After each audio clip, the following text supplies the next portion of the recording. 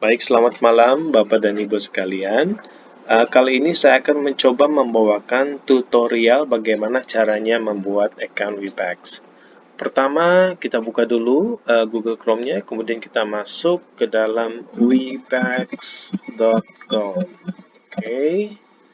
Nah, setelah itu kita akan masuk ke dalam situsnya Webex dan kita cari tanda untuk mendaftarkan secara gratis. Ini ada tandanya ini sign up now, it's free ya, kita klik. Nah, setelah itu kita akan masuk dalam menu dengan tampilan sign up for free, it's quick ya, artinya kita bisa mendaftar dengan gratis dan cepat, tidak perlu berbayar, juga tidak perlu komitmen. Baik, kita diminta untuk memasukkan email address, tapi sebelumnya mungkin ada beberapa poin yang harus kita pelajari terlebih dahulu. Di sini dikatakan you don't need to sign up for a Webex account to join a meeting. If you're invited to a meeting or event, join here or practice joining a test meeting here. Artinya Anda tidak perlu lagi untuk membuat Webex account kalau ingin join ke dalam suatu meeting.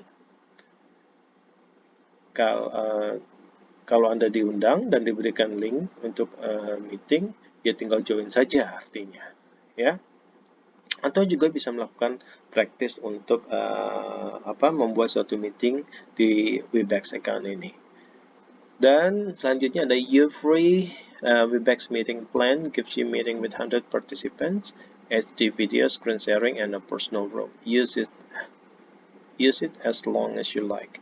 Artinya dengan Webex free Webex meeting ini kita bisa membuat atau mengadakan meeting dengan 100 partisipan atau 100 peserta dengan kualitas video HD, high definitions, atau kemudian screen sharing ya, dan juga personal room ya, artinya room kita yang pribadi. Jadi hanya orang-orang atau partisipan yang kita undang untuk join ke meeting yang bisa masuk untuk mengikuti meeting yang kita adakan.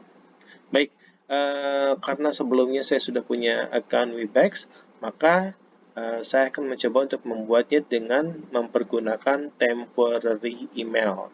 Ya, jadi kita buat dulu temporary email account-nya. Kita masuk ke dalam sml.org. Oke, klik, kita tunggu.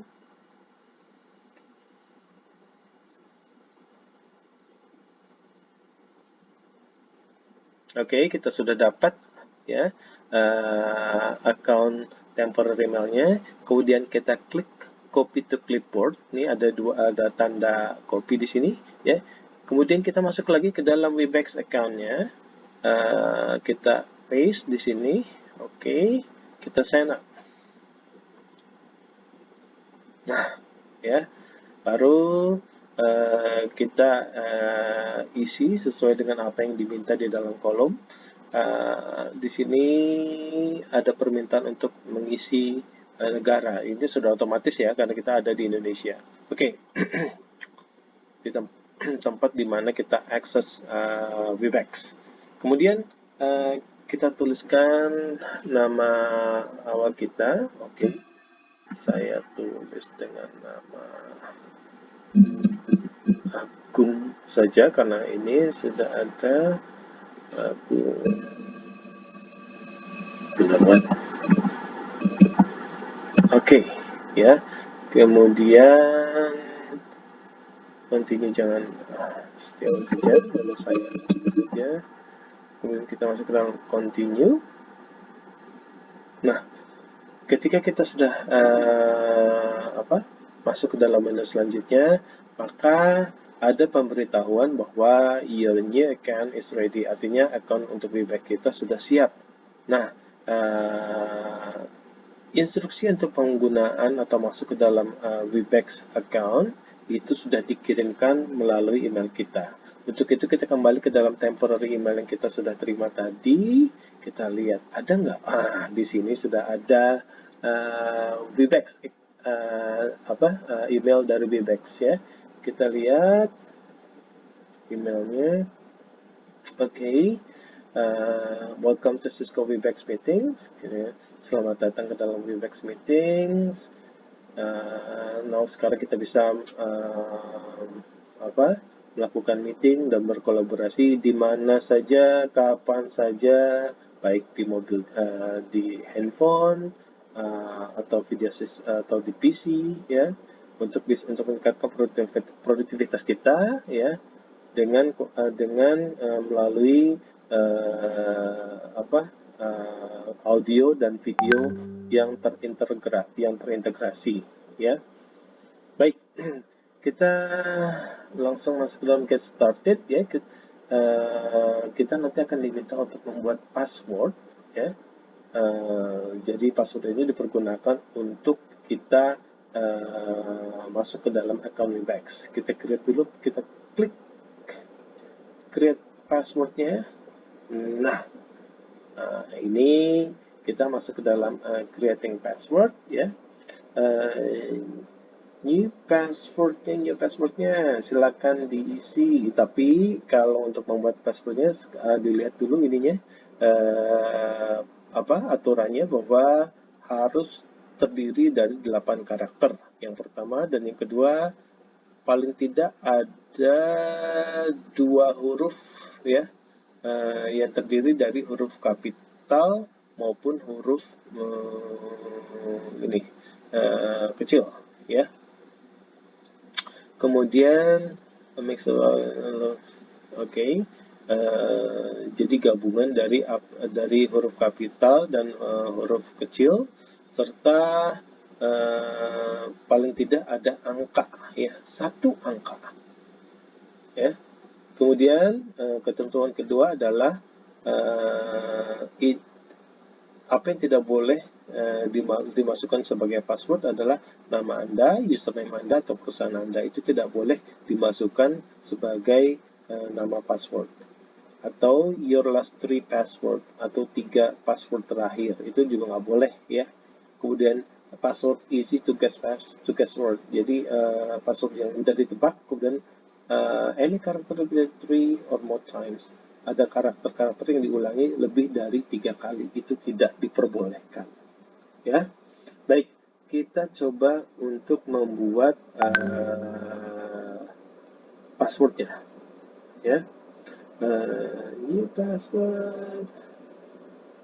Oke.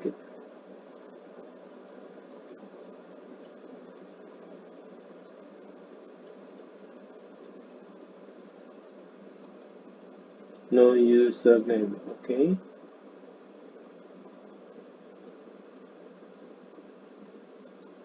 Username dulu. Silakan ditulis username-nya. Ya.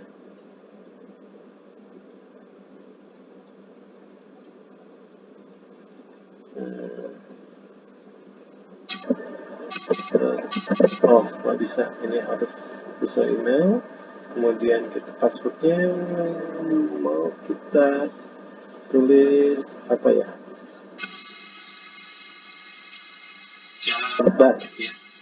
Oke, besar apa ya?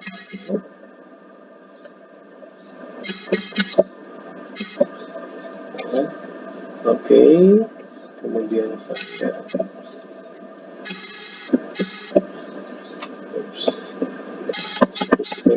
saja.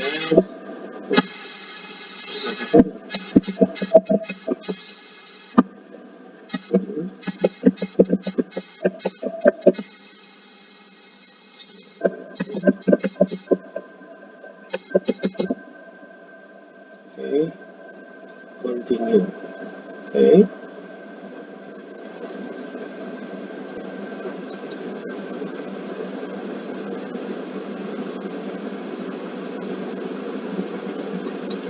Baik. Nah, ini sudah ada personal room-nya, ya.